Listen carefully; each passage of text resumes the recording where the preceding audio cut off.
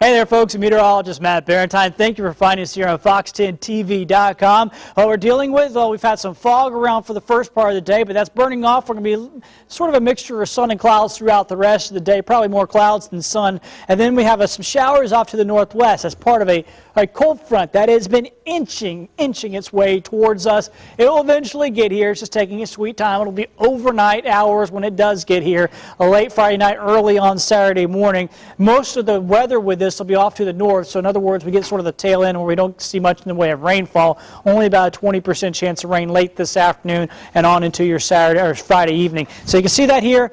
Here we are at noon, just cloudy conditions, and you see some showers possibly, but look how light that green is on the futurecast. In other words, it doesn't amount to much, and that's all we have. So isolated chances at best. Then we're going to Saturday morning, you see things starting to clear out, the clouds starting to clear, push to the south, and eventually, actually, we'll end up having a pretty nice weekend coming up for us along the Gulf Coast, although a cooler one.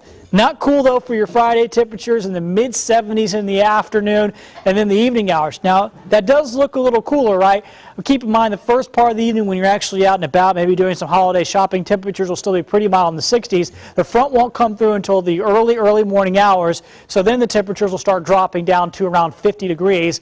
And here's what we got for the rest of the weekend, looking pretty cool, but really this just brings us down to where we should be at this time of year, about 40 in the morning, 60s in the afternoon. And even that doesn't last long because our temperatures go right back up Monday and Tuesday. Next system is on Tuesday.